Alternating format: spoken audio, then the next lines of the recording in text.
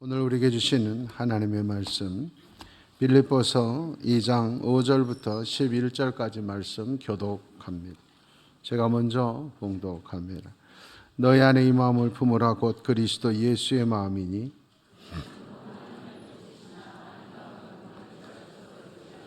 오히려 자기를 비워 종의 형체를 가지사 사람들과 같이 되셨고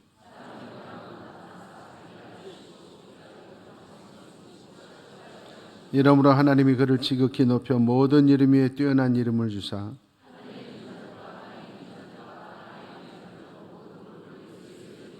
함께 모든 입으로 예수 그리스도를 주라 시인하여 하나님 아버지께 영광을 돌리게 하셨느니라. 아멘.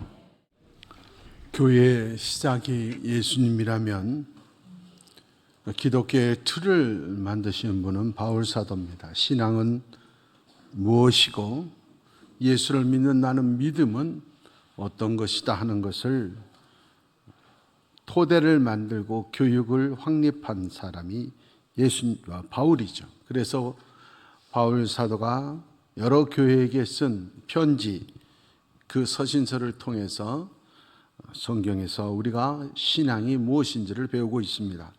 주일날 우리가 계속해서 바울 서신을 지금 강의하고 있는데 오늘은 그리스도인들의 마음은 어떤 마음이어야 하느냐 하는 걸 바울 사도가 말합니다. 그리스도인들의 마음은 예수님을 닮아가야 된다 이렇게 표현을 합니다.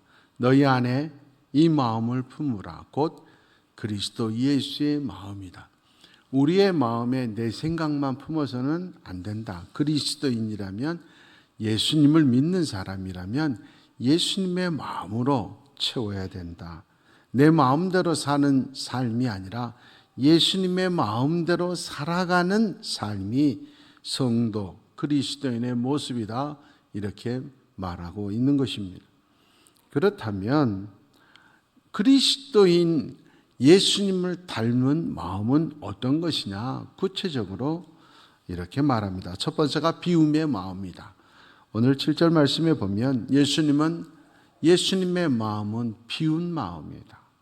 하나님이시지만 하나님의 권위, 하나님의 권세, 하나님의 자리 이걸 내세우지 않고 다 비웠다. 종처럼 낮아지는 아무것도 남기지 않는 그런 마음이었다 이렇게 말합니다. 고린도후서 1장 19절 20절에 보면 예수님의 모습을 이렇게 표현합니다. 예수님은 오직 그 마음속에 아버지 하나님의 마음밖에 없었어요. 그래서 무슨 일이든 예스만 했다는 거죠. 아니요, 노라고 하신 적이 없다. 내 생각과 달라도 내 마음에 들지 않아도 아버지의 마음이 그렇다면 예스 했다는 거예요. 그래서 예수를 믿는 그리스도인이 된 우리도 예수 안에 산다고 하면 오직 우리 주님 예수님 뜻대로 예해야 된다는 거죠. 그래서 예수님의 마음 그대로 내가 순종하겠습니다 하는 예의 표현이 아멘이라는 거예요. 우리가 아멘 하면 예수님의 마음대로 제가 순종하겠습니다. 예수님의 뜻대로 제가 따르겠습니다 하는 표현이고 그렇게 되시면 하나님께 영광 돌리는 성도의 삶이 됩니다. 그래서 우리가 아멘 하면 순종하겠습니다. 아멘 하면 네 라고 하는 표현이다 하는 거죠. 우리의 마음을 자꾸 비우고 예수님의 마음으로 가득 채워지고 예수님의 하나님 아버지의 마음으로 채우고 순종했듯이 우리도 아멘하고 예하고 예수의 마음으로 우리 마음을 채우면 올바른 성도의 모습, 삶이 된다. 그러지 않고 비우지 않고 내 생각이 그냥 계속 채워져 있으니까 내 자존심이, 내 경험이, 내 지식이, 내 체면이 모든 것들이 채워져 있으니까 순종함이 안 나오는 거죠. 예, 아멘 아니고 왜? 꼭 그래야 되나? 꼭 그렇게 믿어야 되나? 이것은 내가 살아있다. 아직 내 안을 비우지 못한 증거다 하는 겁니다. 내 마음을 비워야 예수님의 마음이 되는 거예요. 살다 보면 나도 모르게 야망이 숨어있고 야심이 숨어있고 교만이 숨어있을 때가 얼마나 많은지 몰라. 그래서 예배를 잘 드려야 된다는 것이, 예배를 잘 드리면 그런 것들이 발견이 되어서 자꾸 회개해. 예배를 잘 못 드리니까 지금 교만이 차 있어요. 지금 내가 게으른 거예요. 지금 내가 다른 사람들 앞에 우월하다고 생각하는 거예요. 그런데 그게 죄인 걸 몰라. 위기인 걸 모른다는 거예요. 예배를 등한시하게 되면 마음의 상태를 진단할 수가 없어요. 그러니까 복음 전파의 증인으로 사명자로 쓰임받는 인생이 아니라 내 욕망을 이루는 삶으로 살다 끝난다 하는 거예요. 예수님은 어디까지 자신을 비우셨느냐? 오늘 성경은 죽기까지 비웠다 이렇게 말씀하셨어요. 죽기까지 복종하셨다. 십자가에서 못 박혀 죽으면서도 아멘 하고, 내 생각은 아버지 하나님, 제가 꼭 이렇게 십자가에서 죽어야 됩니까? 너무 두렵습니다. 무섭습니다. 그러나 아버지의 마음이 그렇다면 십자가에서 죽기까지 복종하셨다 하는 것. 내가 아버지의 마음을, 아버지의 말씀을 믿고 죽기까지 복종할 때 부활의 능력이 나타날 줄 믿습니다. 우리의 신앙은 이 세상에 육신이 살아있을 때만을 위한 것이 아니잖아요. 영원한 삶, 내 대에서만 축복이 아니라 천대까지 축복이라면 내 육신의 욕망에 목숨만 붙들고 내 육신의 건강만 붙들고 살면 안 돼요. 내 육신을 죽여서까지라도 바치고 내 욕망을 죽여서 바칠 때 천대까지 복을 받는 영생의 축복의 주인공이 된다 하는 겁니다. 그래서 부활을 믿는 우리는 천대를 믿고 영생을 믿기 때문에 죽음이 두렵지 않아서 예수님처럼 목숨을 바치자고 할 때 기꺼이 목숨을 바칠 수가 있고, 우리 믿음의 선진들은 기꺼이 순교했던 것입니다. 마태복음 10장 39절 말씀, 그리고 16장 25절 말씀에 무조건 이유가 없습니다. 예수님의 말씀을 믿고 아멘하고 목숨까지 바치는 자는 반드시 그게 끝이 아니라 부활의 능력이 나타나서 오히려 얻는 자가 될 것이다. 22장 37절 말씀, 그래서 예수를 믿는다고 하는 건 마음을 다하고 목숨을 다하고 뜻을 다해서 하나님을 사랑하는 것이 신앙생활이에요. 목숨까지 걸어야 되는데, 그래야 신앙인데 목숨은커녕 조금만 손실도 겪지 않고 조금만 불편도 겪지 않으려고 하는 우리의 신앙이 과연 올바른가 하는 겁니다. 마가복음 8장 35절 말씀에 누구든지 예수님과 복음을 위해서 목숨을 잃으면 내가 구원하겠다. 반대로 복음을 위해서 목숨을 잃고자 하는 그러한 순종함이 없는 자는 구원을 얻을 수 없다는 말과 일맥상통합니다. 마가복음 10장 45절에 그래서 예수님께서 이 세상에 오신 이유는 내 욕망을 이루려고 하는 것이 아니라, 내 마음을 채우려고 하는 것이 아니라 아버지의 마음 그대로 순종해서 목숨 바쳐서 모든 인류를 위해서 섬기려고 이 세상에 오셨다. 목숨까지 다 피우려고 오셨다. 이렇게 말씀합니다. 누가복음 14장 26절 말씀입니다. 무서운 말씀이에요. 예수님의 제자가 되려면 부모, 처자, 형제, 자매도 심지어 목숨까지도 버릴 각오를 해야 된다. 이렇게 잔인하고 무서운 말이 있나? 예수 믿기가 그렇게 힘드냐? 이렇게 생각하면 안 돼. 역으로 생각하면 예수 믿는다는 게 이만큼 큰 축복이다 그 말. 영원한 축복의 주인공이 된다. 여러분 그렇잖아요. 영원한 천국의 주인공, 영생을 얻고 구원받고 천대까지 복을 받는데 무엇이 아깝고 무엇이 두렵겠어? 그 믿음이 없으니까 아까운 것이고 믿어지지 않고 두려운 것이다. 로마서 16장 4절 말씀에 보면 바울 사도가 로마를 복음화시키는 놀라운 역사를 일으킵니다. 수많은 교회를 세웁니다. 그 어려운 시기에 지중해를 3번이나 여행하면서 복음을 전했어요. 놀라운 그 사역의 숨은 공신이 누구냐? 동력자들이다. 브리스길라와 아굴라처럼, 갈라디아 교인들처럼 눈을 빼서라도 주었을, 목숨까지도 주었을 이런 성도들 덕분에 내가 복음 사역을 할 수 있었다. 목숨까지 걸고 나와 함께 준 동력자들이 있으니까 역사가 일어난다 하는 겁니다. 데살로니가전서 2장 8절 말씀에도 똑같아요. 데살로니가 교인들이 얼마나 바울 사도를 위하여 헌신하고 순종했던지, 나도 너희를 위해서면 내 목숨까지 줘도 아깝지 않다. 이런 아름다운 사랑의 관계가 동력자들이 있었기 때문에 로마가 복음화 될 수가 있었던 거예요. 땅끝까지 증인이 되기 위해서는 이런 생명까지도 아깝지 않게 하나님을 위하여, 예수를 위하여, 복음을 위하여 바칠 각오가 된 자들이 있을 때 복음이 전파되는 겁니다. 우리나라의 복음이 전파되어서 이렇게 하나님의 나라, 예수 믿는 국가가 된 것도 수많은 순교자들이 있었기 때문에 오늘 우리가 있는 것입니다.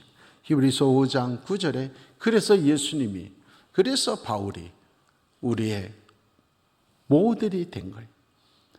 목숨까지 걸고 순종할 때 이런 열매가 그치지 않냐? 목숨 걸고 아멘 할 때 이런 역사가 있지 않느냐? 이런 모습을 보여주었다 하는 겁니다. 우리 주님은 하나님이셨지만 우리들하고 똑같은 자리까지 내려오셔서 목숨까지 주셨다. 그 마음을 너희도 닮아가라는 겁니다. 신이 모든 걸 버렸습니다. 의로우신 분이 죄인된 우리의 모습과 똑같이 돼서 우리를 안아주시고 닦아주시고 구원해 주셨다. 마태복음 9장 10절에서 13절 말씀에 보면 바리새인들과 예수님 제자들의 모습이 나옵니다. 바리새인들은 매국노라고 하는 세리들, 몸을 팔아서 살아가는 창기들, 그리고 하나님을 믿지 않는 이방인들하고는 말도 안 했어요. 같은 자리에 앉지도 않았어요. 그런데 인류의 메시아라고 하는 예수님이, 다윗의 자손이라고 하는 예수님이 오셔서 그런 자들과 함께 식사하고 함께 한단 말이에요. 얼마나 더럽고 불결하게 생각했던지 창기라는 말을 하지 않아서 죄 많은 인간들, 일곱 귀신 들린 인간들, 이렇게 불결하게 했어요. 그런데 예수님은 그들과 함께 한단 말이에요. 그러니 얼마나 답답해요. 왜 저들과 함께 합니까? 예수님이 답변하는 거예요. 야, 병든 자에게 의사가 필요하지. 너희가 의사가 돼야 될 거 아니냐? 의사가 다 건강하면 의사가 왜 필요하냐? 병든 자들 있어서 의사가 사는 거 고맙게 생각해야 된다, 그 말이에요. 내가 원하는 건 긍의를, 사랑을 원한다. 형식적으로 제사 지나는 거 원하지 않아. 사랑을. 나는 의롭다고 하는 자들을 부르러 온 것이 아니라 죄인된 자들을 불러서 의롭게 만들기 위해서 왔다. 요즘도 많이 차를 타고 다니니까 주변에 보면서 요즘 아주 묘를 잘 꾸며놓은 것을 요즘 이번 주는 특별히 많이 봤던 것 같아요. 얼마나 묘를 잘 꾸며놨대. 그건 자기 자랑에 불과합니다. 그 묘 잘 꾸며놨다고 부모가 좋아하시겠어요? 돌아가신 부모에게는 하나도 유익함이 없어요. 살아계실 때 잘 생겼어요. 돌아가신 후에 화려하게 꾸며놓은 건 내 자랑이에요. 이야, 누군지 몰라도 참 잘해놨다. 내 자랑에 불과하지 부모님들에게 하나도 중요한 게 마찬가지. 우리가 예수 믿는 이유, 예수님이 기뻐하시기 위해서 예배드리는 겁니다. 하나님 기뻐하시는 삶을 살기 위해서 예배드리는 거지 내 마음과 욕망을 채우기 위해서 예배드리는 것이 아니란 말이에요. 바리새인들은 자기 생각, 자기 마음, 자기 야망, 자기 욕망을 이루기 위해서 신앙생활을 했다는 거예요. 그러니 평생 신앙생활에도 나는 너희 모른다. 정작 구원의 주인공이신 하나님은 나에게서 불법을 행하는 자들아 떠나가라. 양인 줄 알았더니 최후의 심판의 자리에서는 염소의 자리로 가버렸다, 그 말이에요. 사랑하는 여러분, 바리새인들은 너희들이 스스로 깨끗해져서 우리 수준까지 올라오라고 요구하는 거예요. 여러분, 예수 믿는 사람들이, 신앙 깊다고 하는 사람들이 이제 오는 성도들 보고 다 끊고 거룩해지고 훌륭해져서 와라, 그러면 되겠냐면 내가 내려가서 맞춰주고 덮어주고 씻어줘야지. 그걸 예수님은 원하십니다. 명절 때마다 제가 꼭 자주 드렸던 말씀이 있잖아요. 예수 안 믿는 친척들 모이면 술 마신다고, 꼴 보기 싫다고, 냄새 난다고, 한 말 또 한다고 피해서 방에 있지 말고 좀 들어주고 두들겨주고 위로해주고 술도 따라주고 좀 그래라. 그 수준에 좀 맞춰주라. 제가 그런 얘기 자주 하죠. 그래야 1%라도 변화될 가능성이 있어요. 예수 안 믿는 성도들, 술 아니면 못 사는 사람들, 그 사람들 보기 싫다고 상종하지 않는다고 하면 그 사람들은 영원히 구원 못 받아요. 영원히 우리를 원수로 생각할 거 아니에요. 마음이 넓은 사람이 안아줘야 될 거 아니에요. 그래야 변화될 가능성이 있어요. 세상에서 가장 큰 사랑의 가슴을 가진 예수님이기 때문에 어떤 죄인도 다 품어주셨기 때문에 예수의 이름이 구원의 이름이 된 줄 믿습니다. 예수 믿는 우리도 똑같아야 돼요. 아니에요, 목사님 저 사람은 사람 못 돼요. 그거 무서운 말입니다. 그 사람이 어떤 사람이 될지는 내가 판단할 수 없어요. 오늘 내가 보기에는 인간 쓰레기 같고 희망이 없는 것 같아도 하나님의 영이 임하면 얼마든지 훌륭한 사람으로 변화될 수 있어요. 그래서 우리가 정죄하고 멸시하면 안 되는 거예요. 고린도전서 1장 27절에서 29절에 나와 있어요. 미련한 것들이라고 멸시하지 마라. 그 미련한 것들이 지혜 있는 자들 부끄럽게 하는 날이 올 수도 있단 말이에요. 약한 것들이라고 무시하지 말라. 약한 자들이 강한 자가 될 때도 있어요. 천하고 멸시받고 없다고 여러분 무시하지 마십시오. 오히려 그들을 하나님이 택하사 있다고 하는 자들 창피당할 일이 올 수 있다. 아무 육체라도 하나님 앞에서 자랑할 수 없다는 거예요. 오늘 희망이 없다고 무시하지 마십시오. 성령이 임하시면 내일 더 훌륭한 사람이 될 수 있어요. 사람을 무시하면 안 돼요. 사람은 우리가 사랑해야 될 존재임을 깨닫기를 원합니다. 시편 118편 22절 제가 참 좋아하는 말씀. 세상에서는 버린 돌이라고 생각했는데 하나님이 붙드셨더니 모퉁이 머릿돌이 되더라. 여러분 예수 믿으면 버림받은 돌도 모퉁이 돌 될 수 있는 줄 믿습니다. 지금 모퉁이 돌이라고 자랑하고 뻐기지 마십시오. 하나님이 버리시면 쓸모없는 굴러다니는 이름 없는 돌이 될 수도 있어요. 그래서 항상 두렵고 떨림으로 너희 구원을 이루라. 다음에 나오는 거예요. 항상 겸손해요. 방심하는 게 교만이라는 걸 몰라요. 착각이라는 걸 몰라요. 하나님은 반드시 살아계십니다. 하나님은 결산하시는 하나님입니다. 여러분, 게으른 것이 무서운 죄라는 걸 몰라요. 적당히 예수 믿는다는 것이 죄라는 걸 몰라요. 오늘 내가 누리는 것이 당연한 거다고 착각하는 거예요. 성경은 분명히 말합니다. 악하고 게으른 종. 게으른 것이 그냥 게으른 것이 아니에요. 악한 거예요. 그래서 넘어지고 나서야 알아요. 내가 교만했구나. 내가 게을렀구나. 생명 걸고 방심하지 않고 말씀을 순종한 자에게 하나님이 그를 지극히 높여서 모든 이름에 뛰어난 이름을 주시고 하늘에 있는 자들, 땅에 있는 자들, 땅 아래에 있는 자들까지도 다 모든 무릎을 예수의 이름 앞에 꿇게 하셨느니라. 생명 걸고 순종하셨기에 어떤 자들도 무시하지 않고 멸시하지 않고 정죄하지 않고 품어줬기 때문에 모든 이름 위에 가장 뛰어난 예수님의 이름이 된 줄 믿습니다. 예수의 이름 붙들고 끝없이 나를 비우며 살아가는 사람은 쉬운 삶이 아닙니다. 조롱받고 멸시받고 고통스러울 때가 많이 있습니다. 그러나 비움의 고통이 채움의 축복으로 반드시 승리하는 날이 오는 줄 믿습니다. 지금은 그들이 이기는 것 같지만 순간적인 승리일 뿐이고 마지막 승리는 우리의 것인 줄 믿습니다. 요한복음 16장 33절에 분명히 예수님께서 선포하셨습니다. 말씀 붙들고 아멘하고 이해하고 순종하고 비어나가는 자들이 고통당할 수 있어요.